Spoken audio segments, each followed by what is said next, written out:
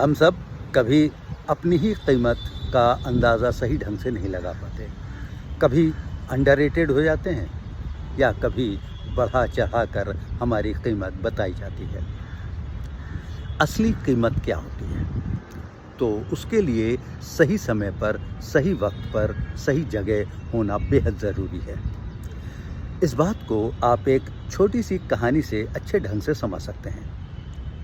एक बार एक आदमी ने अपने बेटे को एक घड़ी दी और कहा कि ये घड़ी उसको उसके पिता ने दी थी और उन्हें उनके पिता ने ये घड़ी उनको सौंपी थी। और ये सिलसिला पिछले 9-10 पीढ़ियों से चला आ रहा है, क्योंकि ये 200 साल से ज़्यादा पुरानी घड़ी है और ये घड़ी हमारे घर की धरोहर है। लेकिन इस घड़ी को लेने से पहले तुम्हें ज़रा इसकी कीमत का अंदाज़ा होना चाहिए। तो जाओ और शहर में किसी ज्वेलर से इस घड़ी के वैल्यू के बारे में पता लगाओ। लड़का घड़ी लेकर ज्वेलर के पास चला गया।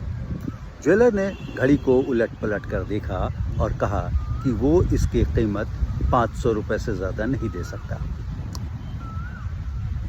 लड़का वापस घर आया, अपने पिता को बताया कि ज्वेलर ने उस घड़ी की कीमत 500 रुपये लगाई है।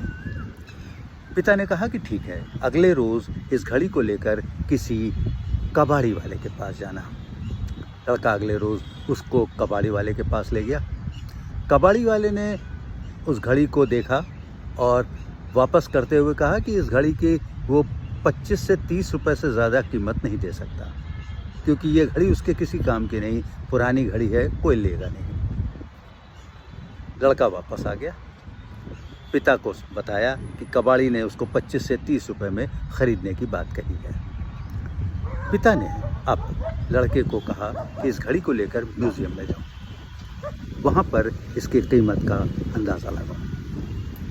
लड़का घड़ी लेकर म्यूज़ियम के पास गया और म्यूज़ियम के डायरेक्टर को घड़ी दिखाते हुए कहा कि ये घड़ी 200 साल पुरानी है और वो इसे बेचना चाहता है, तो क्या वो इसकी कीमत बता सकते हैं? डायरेक्टर ने जैसे ही सुना कि घड़ी 200 साल पुरानी है, उन्होंने फ़ौरन इसे 5 लाख रुपए से ज़्यादा की कीमत का बताकर कहा कि अगर वो बेचना चाहे तो ये एंटीक पीस वो ख़रीद सकते हैं।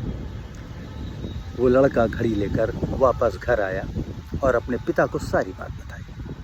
तब पिता ने उसे सीख दी। पिता ने